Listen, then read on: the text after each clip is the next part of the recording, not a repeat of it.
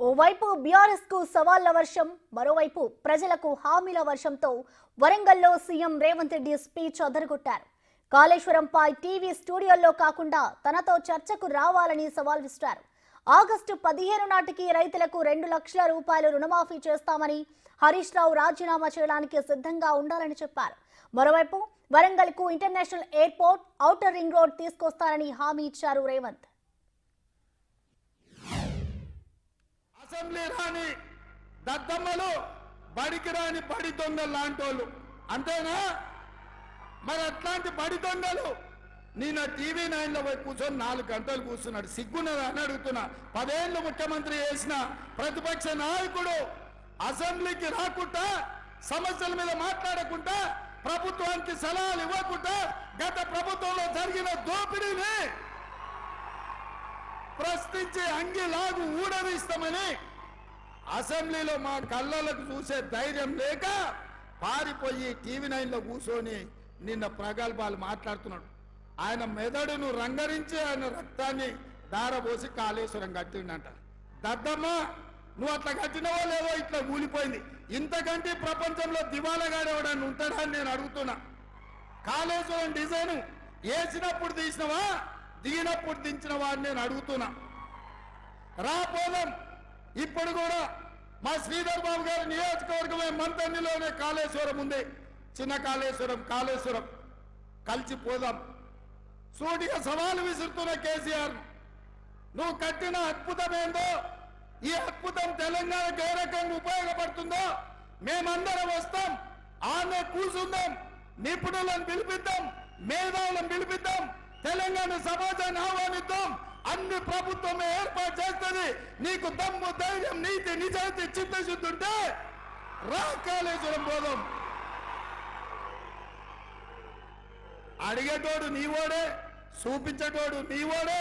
నీ సొల్లు పురాణం అంతా 4 గంటలు చెప్తున్నావు కదా.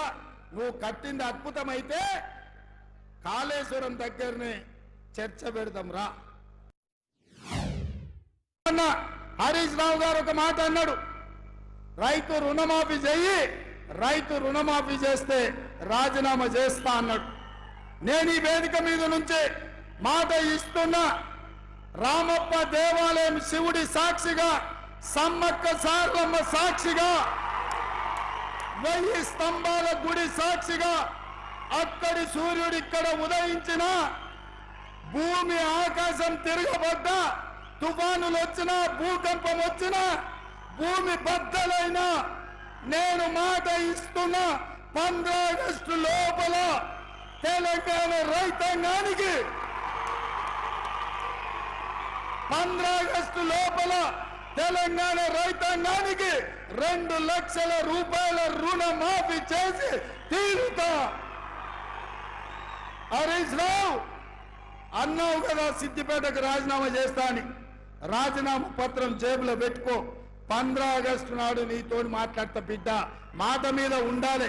నీ మామలాక మాట ఇచ్చి మాట తప్పి దళితుని ముఖ్యమంత్రి చేస్తా, లేకపోతే తలకాయ నరుకుంటాని తలకాయ లేని మాటలు మాట్లాడతాం అనుకుంటున్నావేమో. 15 ఆగస్టు నాడు నీతో మాట్లాడతా. దేశానికి స్వతంత్రమే కాదు, రైతులకు కూడా ఆర్థిక స్వతంత్రం తీసుకొచ్చే రోజు 15 ఆగస్టు. 2 లక్షల రుణమాఫీ చేస్తా. ఆయనలో నీతో మాట్లాడతా.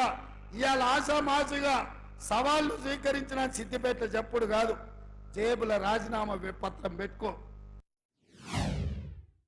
సచిన పామే, సచిన పావును ఏం కొడతామా?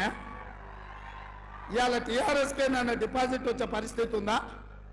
కాబట్టి ఇవాళ టీఆర్ఎస్ కాదు, ఏనుగులను తినేటోడు పోయిందంటే పీనుగులను తినేటోడు వచ్చిండు అన్నట్టుగా మోడీ తయారైండు. వీళ్ళిద్దరు తోడు దొంగలే.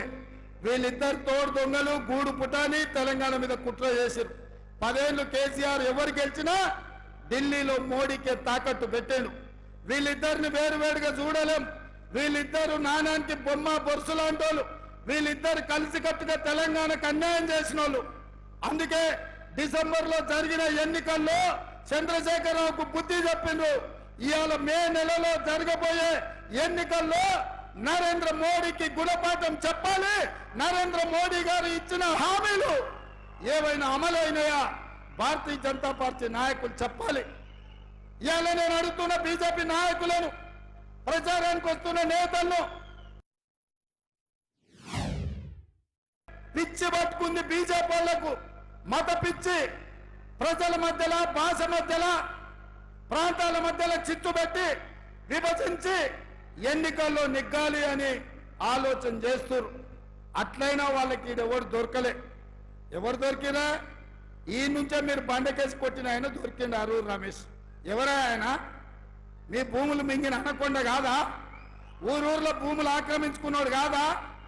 అంగి మార్చి, రంగు మార్చి, జెండా మార్చి వస్తే ఈ వరంగల్ ప్రజల అమాయకులా గుర్తుపట్టారా? ఏ రూపంలో వచ్చినా, ఏ వేషమేసుకొచ్చినా అరూరు రమేష్ను బండకేసి కొట్టేది గ్యారంటీ. ఈ అనకొండ అంతు చూసేది గ్యారంటీ. ఇవాళ భూములు ఆక్రమించుకునే ఆరూరు రమేష్ కావాలన్నా, పేద ప్రజలకు వైద్యం అందించి డాక్టర్ గారు శ్రీహరి గారి దగ్గరికి మా పెద్దల్ని పంపించిన.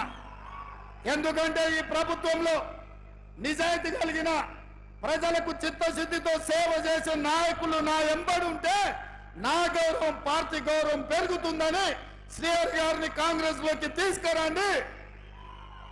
చదువుకున్న డాక్టర్ కావ్యను ఎంపీని చేద్దామని చెప్పి ప్రతిపాదన నేను పంపించిన. మన ప్రతిపాదన మీద కడియం శ్రీహరి గారు ఆలోచన చేసి ఈ రోజు ఒక నిర్ణయం తీసుకున్నారు. నాకు తెలిసి వారు నిర్ణయం తీసుకోకపోదురేమో, కానీ బీజేపీ రూమర్లో ప్రజాస్వామ్యానికి ఒక ప్రమాదం పొంచి ఉన్నది. బీజేపీ ఇవాళ ఎస్సీ ఎస్టీ రిజర్వేషన్లు రద్దు చేసి రాజ్యాంగాన్ని మార్చేసి దళితుల మీద, గిరిజనుల మీద దాడులు చేసి ఈ రోజు ఈ ప్రజాస్వామ్యాన్ని మీదనే దాడి చేసే ప్రయత్నం చేస్తుంది.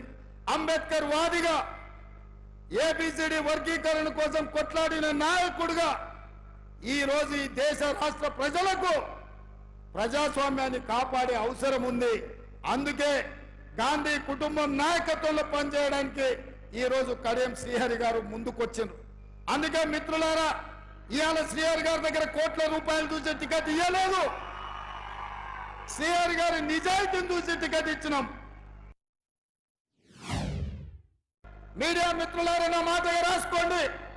ఈ వరంగల్ పట్టణానికి హైదరాబాద్ నగరంలో ఉన్నట్టు ఔటర్ రింగ్ రోడ్డుతో పాటు అంతర్జాతీయ ఎయిర్పోర్ట్ ఎట్లయితే ఉందో మీకు కూడా